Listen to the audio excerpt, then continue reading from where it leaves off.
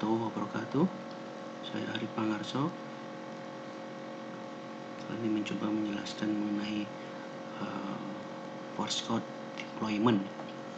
Ada 3 deployment, yaitu untuk centralized, distributed, hybrid deployment. Oke. Centralized, distribute sama hybrid ya. Oke, ini kira-kira seperti ini topologinya. Force code centralized deployment. Di sini sebelah kanan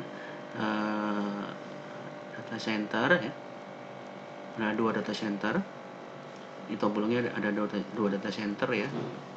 Kemudian di sini ada kantor ya, kantor pusat atau kantor cabang ya. Jadi di data center ada IMNITs, ada 6 force code, 6 perangkat force code ya. Tipe perangkatnya 5160, ada 6. Di sini dinamakan SLC data center. Kemudian di sini ada perangkat force code dan EM yang lain, MKY data center.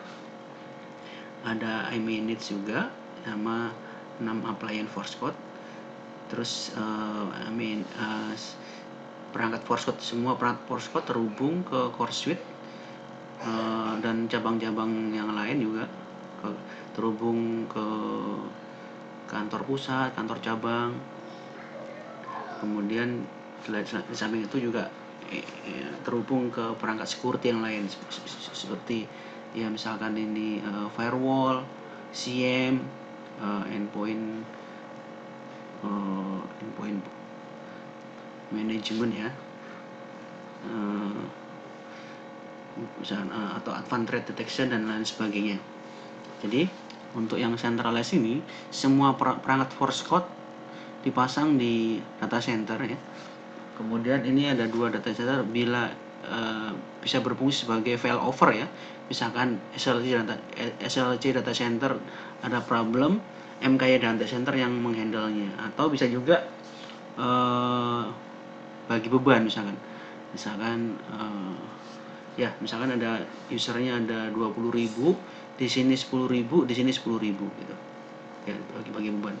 Dan di kantor pusat, maksudnya di kantor cabang dan kantor pusat yang lain tidak ada force code-nya, sehingga semua device ya, baik device network, misalkan di sini di kantor ada juga endpoint, misalkan laptop atau mobile device atau perangkat IoT yang lain yang di kantor pusat atau yang di kantor cabang, semua terhubung lewat network ya. Misalkan di sini VPN ya, VPN terhubung ke data center ini, dan bisa dikontrol dan di-manage di data center ini dan terpusat ya. Deployment ini yang centralized ini lebih cepat karena semua deployment berada di satu tempat ya, maksudnya di data center ini lebih cepat ya. Jadi pertama kali install dia di sini semua. Oke. Lebih cepat untuk deploymentnya. Jadi force code centralized deployment. Kemudian yang satunya lagi ada namanya force code distribute deployment. Bedanya dengan centralized itu di sini terpasang di data center juga. Force code-nya juga terpasang di kantor pusat dan kantor cabang nih. Kantor pusat dan kantor cabang ada force code-nya. Sebetulnya deployment ini yang terbaik yang disarankan, cuman problemnya mungkin delivery dan instalasi di kantor cabangnya. Mungkin kalau jauh mungkin agak lama, tapi ini lebih kalau ini disarankan ya, karena force code-nya di kantor cabang atau di lokal lebih ini ya, lebih disarankan. Oke. Yang tadi kantor kalau yang centralized dia ada force code di kantor cabang dan kantor pusatnya. Kalau yang distribute ada semua force code di data center ada, di kantor pusat dan kantor cabangnya juga ada. Oke. Kemudian satunya lagi yaitu yang hybrid ya. Di sini ada yang hybrid ini ada kantor yang tidak memasang force code ya.